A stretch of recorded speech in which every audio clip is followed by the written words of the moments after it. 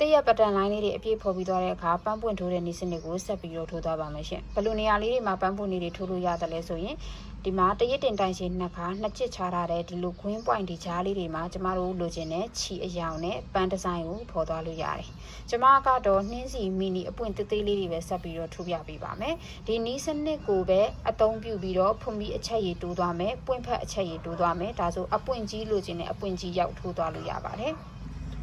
အရင်ဆုံးနေနဲ့ကျွန်မ slit knot လေးအရင်လုပ်လိုက်မယ်ပေါ့နော်ဒီလို shorting ခွင်းပုံစံလေးတစ်ခုအရင်လုပ်မယ်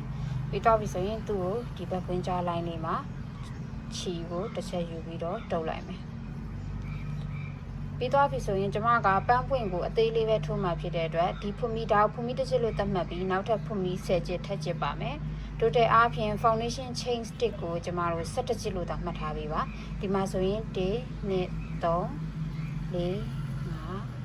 ဒီလို17ချက်ရပြီဆိုလို့ရှိရင်ကျမတို့ကဒီလိုဖွန်မီတစ်ချက်ချင်းစီတိုင်းမှာ HTC ထိုးချက်ပေါ့နော်တိုင်နဲ့ထိုးချက်နှစ်ခုစီထိုးသွားရမှာပါ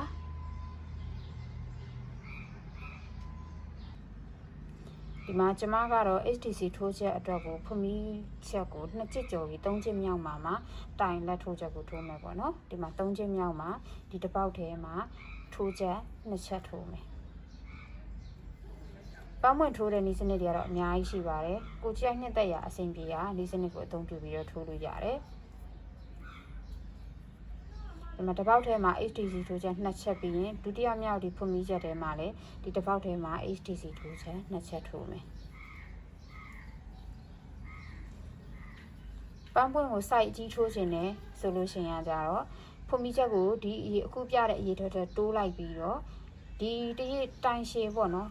HTC ထိုးချက်သုံးထားတဲ့ဒီနေရာမှာလည်းတရတင်တိုင်ရှည်ကိုပဲအသုံးပြုလို့ရပါတယ်ဒါဆိုရင်ပန်းပွင့်ရအပေါ်ရှည်ပြီးတော့ကြီးသွားမယ်နော်ဒီလိုဖွန်မီဒီလိုတစ်ချက်မှာတိုင်အလားပေါ့နော်ဒီမှာ3ခုရပြီဆိုခြေတစ်ခါလေးဖြုတ်တာကို HTC ထိုးချက် head of crochet တိုင်နဲ့ထိုးချက်လို့ခေါ်ပါတယ်အမှတ်တရရဲ့အခုထိုးတိုင်ထိုးထားတဲ့ဒီပေါက်ထဲမှာပဲနောက်ထပ် HTC ထိုးချက်တစ်ခုသူနဲ့ကရက်ဒီဖွန်မီချက်တွေကိုလည်းအကူထဲတစ်ပတ်ကချီကိုကောက်ဒီလိုခွင်း3ခွင်းရပြီဆိုရင်ချီကိုဖြုတ်နောက်လိုက်နေစုံတဲ့အထိကျမတို့ထိုးသွားမှာပါ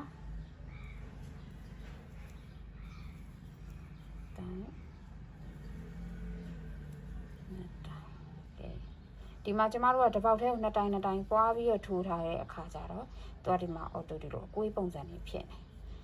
ဒါလေးကိုပန်းပွင့်ပုံစံလေးဖြစ်အောင်ဒီလိုကွေးချလိုက်ဒါဆိုရင်ဒီမှာနှင်းစီပွင့်အပွင့်ဖက်လေးဖြစ်သွားပြီပြီးသွားပြီဆိုလို့ရှိရင်သူ့ကဒီဘက်မှာ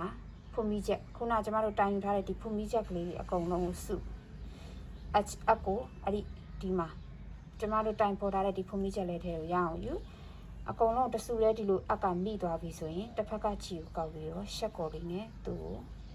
တုပ်လိုက်တစ်ချက်ဒါဆိုရင်တော့ပန်းပွင့်အဖက်အကုန်လုံးကိုစုပြီးတော့ချုပ်လိုက်တဲ့နေစနစ်လေးဖြစ်သွားတာပြီးတော့ရင်ကျမကဒီမှာနောက်ထပ်ဖွန်မီတစ်ချက်ချက်လိုက်တယ်ဟိုတစ်ခါချုပ်ပြီးပြီဆိုရင်ဒီအစပြုတ်ခဲ့တဲ့ဒီဘက်အထဲမှာတိုင်တူတစ်ခေါက်ကျမထိုးလိုက်မယ်ဒါဆိုရင်ကိုထိုးထားတဲ့ဒီပန်းပွင့်လေးကပို့ပြီးတော့ခိုင်သွားပြီဒီခွင်းထဲမှာပဲတိုင်တူတစ်ခေါက်ကျမချုပ်တယ်ပြီးပြီဆိုရင်သူ့ဘေးကရက်ရှိတဲ့ဒီဖွန်မီချက်ကလေးတွေပေါ့နော်ဒီမှာရှိတဲ့ဖွန်မီအချက်အရေးအတွက်တိုင်းဒီအလဲပွိုင်းကိုရောက်တဲ့အထီကိုရှက်ကော်လေးတွေကျမဆွဲသွားမယ်တရဇက်တွေထိုးလိုက်တာပေါ့နော်တပွင့်ချင်းခြီစားသိမ်းပြီးတော့အခုခြီစားတွေဖြတ်မယ်ခြီပြီးတော့သိမ်းပြီးတော့ထိုးသွားမယ်ဆိုလည်းရတယ်အခုကျမပြတဲ့နီးစနစ်တိုင်းထိုးမယ်ဆိုလည်းရတယ်ဒီလိုဖွန်မီတစ်ခုချင်းစီတိုင်းမှာကျမရှက်ကော်တစ်ခုဆွဲသွားမယ်ဒီအလဲရောက်တဲ့အခါမှာတိုင်တူတစ်ခုကျမတုပ်လိုက်ဒါဆိုဒါကဒီလိုတစ်ဆက်တွေဖြစ်သွားတာပြီးပြီဆိုရင်ဒီဘက်မှာအစပြုခဲ့တယ်လို့ပဲဖွန်မီ17ချက်ကျမကျင်မယ်တဲ့ဖွန်မီအရေးအတွက်17ချက်ရပြီဆိုရင်ဒီဘက်အရှိဘက်မှာပန်းပွင့်ဖော်ခဲ့တယ်လို့ပဲ3ချက်မြောက်ဖွန်မီကနေစပြီးတော့ဒီဖွန်မီလိုင်းဒီစုံတဲ့ဒီနေရာဒီလိုတစ်ပေါက်မှာတိုင်အလက်ထိုးချက်2တိုင်စီထိုးသွားမယ်ဒီမှာဆိုရင်ကျမတို့အကဲဒီကရက်ဖွန်မီတစ်ချက်2ချက်ဒီမှာ3ချက်အဲ3ချက်မြောက်ထဲကိုအခုထဲဒီလို3ခုရောက်ပြီဆိုချီတစ်ခါဖြုတ်အမှတရေရေအခုထိုးထားတဲ့တိုင်ချက်ထဲကိုပဲနောက်ထပ်တစ်တိုင်ထပ်ထိုးသူနဲ့ဘေးကရက်ဒီဖွန်မီချက်မှာလည်းဒီလိုတစ်ပေါက်ထဲမှာတိုင်ရလက်2တိုင်ထိုးမယ်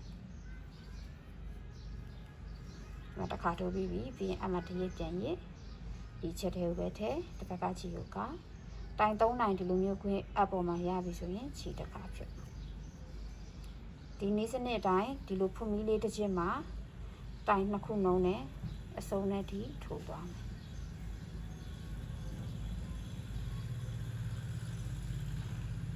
ဒီလိုပုံစံလေးတွေဖြစ်မယ်တစ်ပေါက်ထဲမှာ2တိုင်းစီထိုးထားတဲ့နည်းစနစ်ဒီလိုလေးကားလေးဖြစ်သွားမှာအဲ့တိုင်းကျမတို့ဖွမီအစုံတက်ဒီနာရောက်တဲ့ဒီဆက်ထိုးမယ်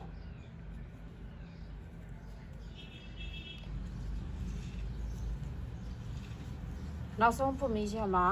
တိုင်2တိုင်းထိုးပြီးသွားပြီဆိုလို့ရှိရင်ပေါ့နော်ဒါဆိုနောက်ဆုံးဖွမီချက်မှာတိုင်2တိုင်းထိုးပြီးသွားပြီပြီးရင်သူ့ကိုပန်းအခွေပုံစံလေးအဖြစ်ဒီလိုမျိုးလေးအရင်အဆုံးလက်နဲ့ white ပြီးတော့ယူလိုက်မယ်ဒါဆိုရင်ဒီမှာပန်းပွင့်ပုံစံလေးဖြစ်သွားပြီအဲ့ဒါကိုပို့ပြီးတော့ခိုင်မှုအတွက်ဆိုလို့ရှိရင်ကြတော့သူ့ရဲ့ဒီဘက်ဖင်ဘက်ပိုင်းပေါ့နော်ဒီမှာတိုင်စားခဲ့တဲ့ဒီဘက်ဖင်ဘက်ပိုင်းကိုအကုန်လုံးဒီတိုင်ချက်ကလေးတွေဒီဖွမီချက်ကလေးတွေအကုန်လုံးစုပြီးတော့ရအောင်ဒီအပေါက်ထဲကိုအပ်ဖို့ယူလိုက်တယ်နော်ဒီဘက်အစပြုခဲ့တဲ့ဒီမှာဖွမီချက်ကလေးအစပြုခဲ့တဲ့တိုင်လေးတွေဖော်ထားတဲ့ဒီအဖျားလိုင်းအဲ့ဒီအဖျားလိုင်းကိုအကုတ်ထဲတစ်ဖက်ကချီကိုကောက်ရှက်ကော်နဲ့တစ်ချက်တုပ်လိုက်တယ်တုပ်ပြီးရင်ဒီဘက်မှာထိုးခဲ့သလိုပဲဖွမီတစ်ချစ်တယ်ဒီနေရာလေးမှာဘယ်နေရာလေးတွေစုပြီးယူရလဲဆိုတော့ဒီမှာကျွန်မအပြပေးမယ်ပန်းပွင့်ပုံစံလေးဖြစ်သွားအောင်ဒီလိုခွေပြီးတဲ့အခါမှာဘယ်နေရာလေးတွေစုပြီးတော့ခြီတုပ်ချက်ယူရလဲဆိုတာကျွန်မရှင်းပြပေးပါမယ်ဒါဆိုရင်ကျတော့ဒါတိုင်လေးတွေပွားထားတဲ့အပေါ်ပိုင်းဒါကျတော့အောက်ကဖွမီ base line ကျွန်မကဒီလိုခွေပြီးသွားတဲ့အခါမှာဒီလိုဖွမီဒီလို base line လေးတွေကိုရအောင်အချက်ကိုဝင်ပြီးသွားပြီးတော့သူ့ကိုပန်းပွင့်ကိုချုပ်သွားတဲ့နည်းစနစ်ကိုသုံးရတာပေါ့နော်ကိုပန်းပွင့်ပုံစံလေးဖြစ်အောင်ခွေလိုက်တယ်ခွေပြီးသွားပြီဆိုရင်ဒီဘက်အောက်ဘက်မှာကျမတို့အစပြုခဲ့တဲ့ဒီဖွမီ point လေးတွေအကုန်လုံးကိုရအောင်ယူတယ်အကုန်လုံးမိသွားပြီဟေးဆိုရင်ချစ်ကောက်ပြီးတော့ရှက်ကော်လေးနဲ့တုပ်လိုက်တယ်ပြီးရင်ဖွမီတစ်ချစ်ချစ်တယ်ပြီးသွားပြီဆိုရင်ဒီမှာဖွမီတစ်ချစ်စာ2ချစ်စာ3ချစ်စာ4ချစ်စာဒီပွန့်ပတ်တစ်ခုနဲ့တစ်ခုချားနေတဲ့နေရာလေးတွေကိုကြတော့ရှက်ကော်လေးတွေနဲ့ကူးသွားလိုက်တယ်ချီကိုတပွင့်ထိုးလိုက်တစ်ခါဖြတ်လိုက်မလုပ်တော့ဖွမီ2ချစ်ရပြီဒီမှာရှက်ကော်2ခါရပြီနော်ဒီမှာချီကောက်မယ်ချီတုပ်လိုက်တယ်ရှက်ကော3ခါရပြီရှက်ကော4ခါရပြီပြီးရင်ဒီအလဲ point မှာခုနလိုပဲတိုင်တိုလေးတစ်ခုလိုမျိုးပေါ့ဖွမီ17ချစ်ထပ်ချစ်ပြီးတော့ဒီလိုနှင်းစီပွင့်လေးဆက်ဖော်သွားဒီကောင်ကိုတပွင့်ချလိုက်ရတယ်လို့အခုလိုမျိုးအပွင့်ကြက်ကလေးလေးရတယ်ကိုအဆင်ပြေတယ်လို့ကြိုက်တယ်လို့ထိုးလို့ရတယ်ဒါနှင်းစီပွင့်အသေးပုံစံလေးပေါ့နော်အခုပြတဲ့နေစနစ်တိုင်းကိုပဲကျမတို့ကကိုယ့်ရဲ့ခြုံတယ်ပေါ့နော်ခြုံတယ်ဆိုခြုံတယ်အလှတင်ဆိုတာပ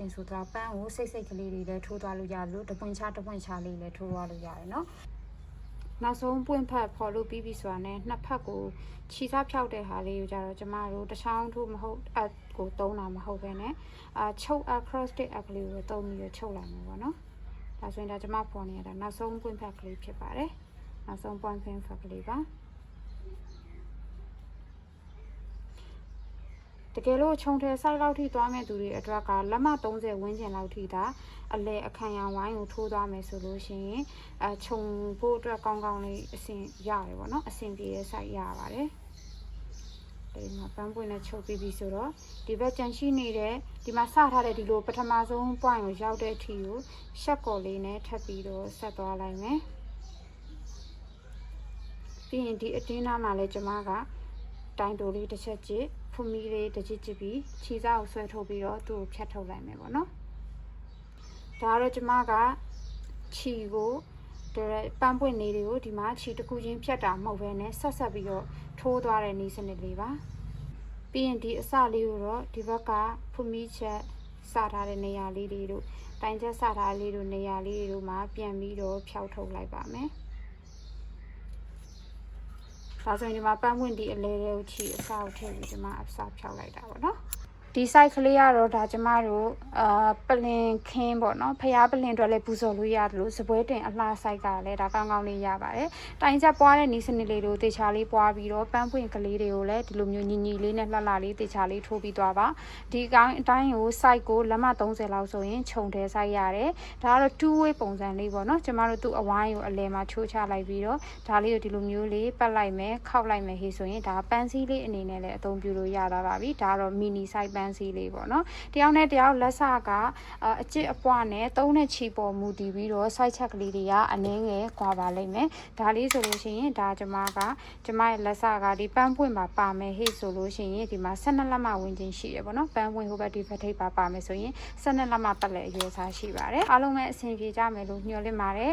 ကိုသိချင်တဲ့အပိုင်းလေးတွေရှိရဆိုလို့ရှိရင်လည်းကျမကို Messenger ကနေမေးလို့ရပါတယ်ရှင်ဒါကတော့ flower blanket လေးရဲ့အဆုံးသက်လေးဖြစ်ပါတယ် site ကတော့ကြီးကြီးလေးထိုးသွားပေးကြပါနော်